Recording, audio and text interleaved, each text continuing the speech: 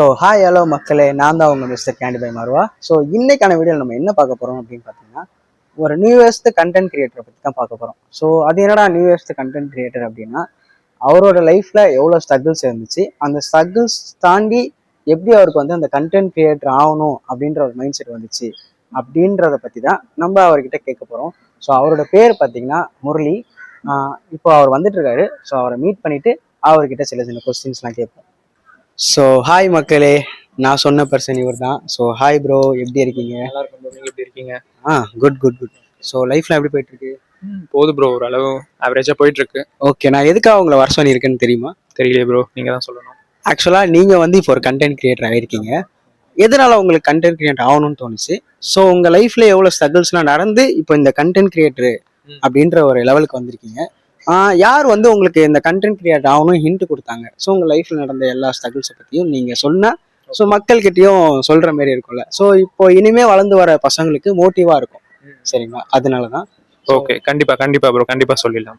So நம்ம வந்து இப்போது நம்ம முரளி அண்ணனோட ஸ்டோரியை கேட்க ஆரம்பிக்கலாம். ஸோ வீடியோ ஸ்டார்ட் பண்ண ஆரம்பிக்கலாம். ஸோ வாங்க வீடியோக்குள்ளே போகலாம். ஹாய் காய்ஸ், நான் தான் உங்கள் முரளி. இப்போ வந்து பார்த்தீங்கன்னா என் லைஃப்பில் வந்து என்னென்ன நடந்ததுன்னு சொல்லிட்டு நான் ஒரு ஃபன் மூமெண்ட்லேருந்து நான் உங்களுக்கு சொல்கிறேன். ஓகேவா? இப்போ வந்து பார்த்தீங்கன்னா நான் ஃபன் மூமெண்ட்ஸ்னால் இப்போ நம்ம ஸ்டார்டிங் ஸ்டேஜ்லேருந்தே நான் போகலாம். நான் ஸ்கூல் படிச்சுட்டு இருந்தேன். ஸ்கூல் படிக்கும் போது பார்த்தீங்கன்னா நான் ஒரு 7th or 8th நினைக்கிறேன், சம்திங், எனக்கு சரியா ஞாபகம் இல்லை. அப்போ வந்து நான் வந்து ஒரு பொண்ணு வந்து எனக்கு ஒன் சைடாக ஒரு லவ் இருந்தது. சரிங்களா? அந்த ஒன் சைட் லவ் வந்து பார்த்தீங்கன்னா நான் வந்து பார்த்தீங்கன்னா அந்த பொண்ணு வந்து கிளாஸ்ல வந்து உங்களுக்கே தெரியும், அந்த ஒரு ஸ்டேஜ் அப்போ ஒரு புக்கை வந்து இப்போ கிளாஸ் டீச்சர் கிட்ட சப்மிட் பண்ண அந்த புக்கு கீழே வந்து அந்த பொண்ணு எங்க வச்சிருக்கான்னு பார்த்துட்டு அது மேலே நம்ம வைப்போம். அந்த மாதிரி சின்ன சின்ன இதுவெல்லாம் நம்மளுக்கு இது பண்ணுவோம். அந்த மாதிரி சொல்லிட்டு அப்போ அது பெரிய லவ் நம்மளுக்குலாம். அந்த மாதிரி நான் பண்ணிக்கிட்டே இருந்தேன். சரி, ஓகே. ஒரு கட்டத்துக்கு அப்புறமா நம்ம வந்து ஆனுவல் டே அந்த ஸ்டேஜ் வந்து நெருங்கிட்டே இருந்தது. வந்து பாத்தீங்கன்னா லாஸ்ட் எக்ஸாமும் வந்துடுச்சு. எக்ஸாம் வந்தோடனே லாஸ்ட் டே வேற. இந்த லாஸ்ட் டே அப்ப நம்ம சொல்லிடலாம் அப்படின்னு சொல்லிட்டு நானும் போயிட்டு இது பண்ணேன், ப்ரொபோஸ் பண்ணிடலாம் அப்படின்னு சொல்லிட்டு போய் நின்றுட்டே இருந்தேன். சரி, பஸ் ஸ்டாண்ட்ல நின்றுட்டு இருந்தேன். பஸ் ஸ்டாண்ட்ல நின்றுட்டு இருக்கும் போது பார்த்தா அந்த பொண்ணு அங்க நிக்குது. நான் வந்து பார்த்தேன்னா இங்க நின்றுட்டு இருக்கேன். ஒரு பக்கத்துல வந்து ஒரு ஆன்டி நின்றுட்டு இருக்காங்க. அவங்க யாருன்னு தெரியல. சரி, என்னப்பா ஏதாவது பிரச்சனையா, என்னப்பா அந்த பொண்ணை பார்த்துட்டே இருக்குன்னு சொல்லிட்டு சும்மா ஒரு மாதிரி ஃப்ரெண்ட்லியா தான் கேட்டாங்க. அப்போ வந்து என் கூட வந்து என் ஃப்ரெண்ட் ஒரே ஒருத்தன் தான். சரிங்களா? அந்த ஃப்ரெண்ட் வந்து ஒன்றும் இல்லை ஆன்டி அப்படின்னு சொல்லிட்டு சொல்லியிருந்தான். இல்லை, நான் வந்துட்டு என்ன பண்ணேன், எனக்கு ஒரு மாதிரி ஒரு சரி நம்மளுக்கு ஒரு ஆள் இருக்காங்க, நம்ம கேட்டு நம்மளோட இதுவை ஷேர் பண்ணலாம் அப்படின்னு சொல்லிட்டு அவங்க கிட்ட சொன்னேன். இந்த மாதிரி வந்து பாத்தீங்கன்னா, இல்லை ஆன்டி, எனக்கு அந்த பொண்ணு ரொம்ப நாளா பிடிக்கும். நாங்க 6th standardலேருந்தே நான் அந்த பொண்ணை நான் வந்து லவ் பண்ணிட்டு இருக்கேன் ஒன் சைடா அப்படின்னு சொல்லிட்டு ஓப்பனா எல்லாமே நான் ஷேர் பண்ண ஆரம்பிச்சிட்டேன். அது என்னன்னு தெரியல எனக்கு. கடைசியில வந்து எல்லாமே கேட்டுட்டு என்ன பண்ணிட்டாங்க, அந்த அம்மா அந்த ஆன்டி வந்து பாத்தீங்கன்னா அந்த பொண்ணு கிட்ட கூப்பிட்டு போயிட்டு, அந்த பொண்ணு பேர் வந்து பாத்தீங்கன்னா தீபிகா. ஓகேவா? அந்த தீபிகா பொண்ணு வந்து அவங்க வந்து பாத்தீங்கன்னா கடைசியில அந்த பொண்ணோட அம்மா. இதுலதான் அந்த ஃபன் ஸ்டார்ட் ஆச்சு. அதுக்கப்புறமா அவங்க சொல்லி அட்வைஸ் பண்ணி இது பண்ணி ஒரு பெரிய இஷ்யூவே ஆயிடுச்சுங்க. விடுங்க, ஃப்ரீயா விடுங்க, சில் தான். அதுக்கப்புறம் நம்ம லைஃப்ல எல்லாமே அப்படியே போயிட்டு இருக்கு, ஒரு அளவுக்கு மூவ் ஆன். ஸோ இப்படி போயிட்டு இருந்தேன் என் லைஃப்ல வந்து பாத்தீங்கன்னா, ஒரு ஆஃப்டர் ஒரு 2023க்கு மேல வந்து பாத்தீங்கன்னா திடீர்னு ஒரு ஸ்ட்ரகிள். அது என்னடா அந்த ஸ்ட்ரகிள்னு சொல்லிட்டு பாத்தீங்கன்னா, எங்க அம்மா வந்து இறந்துட்டாங்க. எங்க அம்மா எப்படி இறந்தாங்கன்னு பாத்தீங்கன்னா, அவங்களுக்கு வந்து என்ன ப்ராப்ளம்னு வந்து பாத்தீங்கன்னா, அவங்க ஹார்ட் பேஷண்ட். தென் அதுக்கப்புறம் அவங்க நல்லா தான் ட்ரீட்மெண்ட்லாம் பண்ணோம். ரெகுலரா எல்லாமே நல்லபடியா தான் போயிட்டு இருந்தது. திடீர்னு வந்து பாத்தீங்கன்னா நல்லா தான் இருந்தது. நானும் எங்க அம்மாவும் வந்துட்டு பாத்தீங்கன்னா வெப் சீரிஸ் டிவில பாத்துட்டு தான் இருந்தோம். அன்னைக்கு டே வந்து நல்லா தான் போயிட்டு இருந்தது. இதே மாரி தான் ஒரு டே வந்து நல்லா தான் போயிட்டு இருந்தது. நைட் வந்து நாங்க வெப் சீரிஸ் பார்த்துட்டு தான் மூவிஸ் பார்த்துட்டு இருந்தோம். பார்த்துட்டு இருக்கும்போது நைட்டு எப்பயும் நார்மலா போல ஸ்லீப் பண்ணலாம் தான் போறாங்க. அம்மா வந்துட்டு இந்த ரூம்ல ஸ்லீப் பண்றாங்க, நான் என் ரூம்ல ஸ்லீப் பண்றேன். திடீர்னு மார்னிங் வந்துட்டு பாத்தீங்கன்னா எங்க அக்கா கால் பண்றாங்க. இந்த மாதிரி அம்மா போன் எடுக்கலடா, கொஞ்சம் என்னன்னு சொல்லிட்டு கொஞ்சம் போய் பாரு அப்படின்னு சொல்லிட்டு.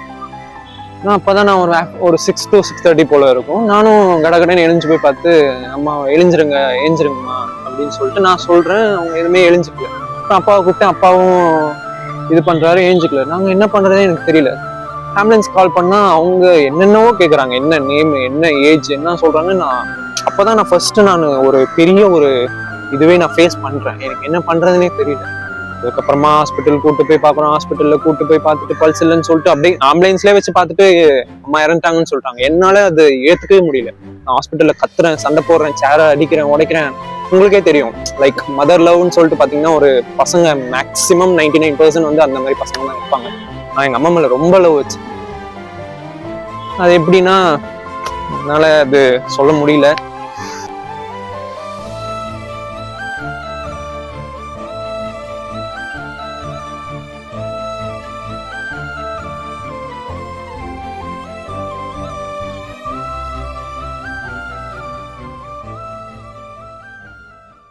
இந்த இன்சிடென்ட்க்கு அப்புறமா வந்து பாத்தீங்கன்னா என் லைஃப்ல வந்து அம்மா இறந்ததுக்கு அப்புறமா எல்லாருமே வந்துட்டு சொன்னாங்க, நான் இருக்கேன், நாங்க இருக்கோம், எல்லாருமே இருக்கோம் அப்படின்னு சொல்லிட்டு சொன்னதுதான் என் மைண்ட்ல வந்து நான் மோஸ்ட்லி நான் யாருக்கிட்டையுமே நான் அவ்வளோ ஹெல்ப் எதுவும் நான் கேட்க மாட்டேன்.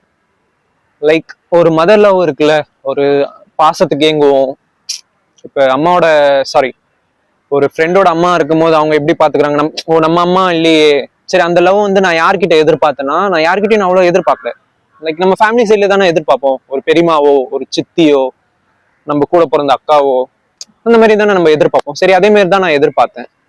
அது எல்லாமே எங்க அம்மா சொல்ற மாதிரி வந்து பாத்தீங்கன்னா அது எல்லாமே சும்மா தான். அவங்க தான் அந்த ட்ரூ லவ்னாவே அம்மா அப்பா தான், அவ்வளவுதான். அதுக்கப்புறமா நானே தான் விழுந்தேன், நானே எல்லாத்தையுமே கத்துக்கிட்டேன், ரொம்ப கஷ்டப்பட்டேன். ஒர்க் பண்ணேன். ஒர்க்ல வந்து பாத்தீங்கன்னா எனக்கு கரெக்டா என்னால ஒரு ஃபோக்கஸாவே இருக்க முடியல. ஒரு ஒர்க்ல இருந்து நான் டக்குன்னு இப்படின்றதுக்குள்ள மூவ் ஆன் ஆகிட்டே இருந்தேன். ஏன்னா அந்த என் மைண்ட்ல வந்து பாத்தீங்கன்னா ஒரு மாதிரி ஸ்ட்ரகிள், என்னடா நம்ம லைஃப்ல என்ன ஆக போகுது, அம்மா இல்லையே, என்ன பண்றது, அடுத்த கட்டத்துக்கு நம்ம என்ன எப்படி போறோம் அப்படின்னு சொல்லிட்டு ஒரு மாதிரி போயிட்டே இருந்தது. ஒரு ஒர்க்ல இருந்து நான் அப்படியே மூவ் ஆன் ஆகிட்டே இருக்கேன். என்னடா இது, ஆஃப்டர் ஒரு கட்டத்துக்கு அப்புறமா சரி ஓகே நம்ம தான் நம்ம லைஃப்பை பாத்துக்கணும், யாருமே இல்லை, எல்லாருமே என்னை விட்டு போயிட்டாங்க. அது சம் பர்சனல் ரீசன்ஸ். இப்போ இருக்கிறது வந்து பாத்தீங்கன்னா அப்பா நான் மட்டும்தான். சரி இப்போ நான் தான் கண்டென்ட் கிரியேட்டரா கொஞ்சம் நான் பண்ணிட்டு இருக்கேன். லைக் அதான் ஒரு மாதிரி போயிட்டு இருக்கு. லைக் இந்த ஐடியா எனக்கு எப்படி வந்தது அப்படின்னு பாத்தீங்கன்னா என் ஃபேமிலி ஒரு சப்போர்ட். ஃபேமிலியில ஒரு சப்போர்ட்னு பாத்தீங்கன்னா அதுல முழுக்கும் என் ஃபேமிலியில யாருன்னா என் தம்பி மட்டும்தான். லைக் சித்தி பையன், அவன் தான் வந்துட்டு எனக்கு கொஞ்ச நாள் முன்னாடி ரொம்ப நாளா லைக் ஒரு 4 to 5 years கிட்ட சொல்லிட்டு இருக்கான், ஏதாவது பண்ற, ஏதாவது உன்னால முடியும்டா அப்படின்னு சொல்லிட்டு சொல்லிட்டே இருக்கான். அது வந்துட்டு என் மைண்டுக்கு இப்பதான் ஏறிச்சு போல. அதனால தான் நான் புதுசா நான் ஒன்று ஆரம்பிச்சிருக்கேன் கண்டென்ட் கிரியேட்டரா. பார்க்கலாம், எல்லாமே நல்லதே நடக்கும். கொஞ்சம் சப்போர்ட் பண்ணுங்க. ஒன்னே ஒன்று மட்டும் நான் சொல்லிக்கிறேன் ப்ரோ, அவங்க சொல்றாங்க இவங்க சொல்றாங்கன்னு சொல்லிட்டு உங்க மைண்டை போட்டு ரொம்ப வரி பண்ணிக்காதீங்க, ஸ்ட்ரகிள் பண்ணிக்காதீங்க. உங்களுக்கு ஒன்று தோணும் அதை மட்டும் நீங்க பண்ணுங்க, உங்களுக்கு சக்சஸ் வரும். என்னடா சக்சஸ் வரலன்னு சொல்லிட்டு ரொம்ப ஃபீல் பண்ணாதீங்க, ஒரு நாள் நீங்க சக்சஸ் ஆகுங்க. Thanks all. என்னோட இன்ஸ்டாகிராம் ஐடி வந்து பாத்தீங்கன்னா முரளி ஸ்டோரி, ஃபாலோ பண்ணிக்கோங்க. இது நம்ம தம்பி சேனல் தான், நம்ம தம்பியோட சேனலுமே ஃபாலோ பண்ணிக்கோங்க. ஸோ ரொம்பவே அழகா வந்துட்டு நம்ம முரளி அண்ணா வந்து லைஃப்பை பத்தி சொன்னாரு. அவர் சொன்னது ஒரு சில இடத்துல உண்மைதாங்க. ஏன்னா பெத்த அப்பா அம்மா வந்துட்டு உண்மையா நம்ம இருக்கும் போதே பார்த்துக்கிட்டாதான் ரொம்ப ஹாப்பியா இருக்கும். ஏன்னா அவங்க போனதுக்கு அப்புறம் லைஃப் எப்படி மாறும்னே தெரியாதுல்ல.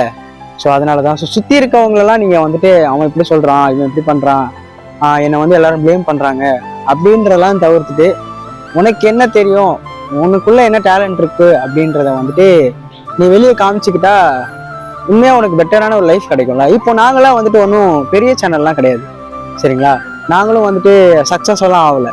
ஆனா எங்களை மாதிரி முன்னேறி வரணும் அப்படின்னு நினைக்கிறவங்களுக்கு இது உண்மையா ஒரு மோட்டிவா இருந்தது தான். ஸோ அவரோட லைஃப்ல அவர் பட்ட ஸ்ட்ரகிள்ஸை தாண்டி அவர் நினைச்சிருந்தா எப்போவோ சூசைட் பண்ணியிருக்கலாம், எல்லாத்தையும் தூக்கி போட்டு போயிருக்கலாம். ஆனா நான் பரவாயில்லடா என்னால முடியும்டா அப்படின்னு சொல்லிட்டு ஒரு கண்டென்ட் கிரியேட்டரா ஸ்டார்ட் பண்ணது தான் அவர் லைஃப். இப்போ ஸோ இந்த மாதிரி எல்லார் லைஃப்பும் ஸ்டார்ட் பண்ணணும்னு நான் வாழ்த்துக்கிறேன். ஸோ நான் உங்கள் மிஸ்டர் கேண்டி பாய். ஸோ முரளி அண்ணன் பேசினாரு, அவரோட சேனலும் நான் வந்துட்டு பயோவில் கொடுக்குறேன், ஃபாலோ பண்ணிக்கோங்க. உங்களை மாரி சின்ன சின்ன சப்போர்ட்லாம் வந்துட்டு எங்களுக்கு பெரிய சப்போர்ட்டாக கிடைக்கும். So thank you all, thanks for வாட்சிங், பாய் கைஸ்.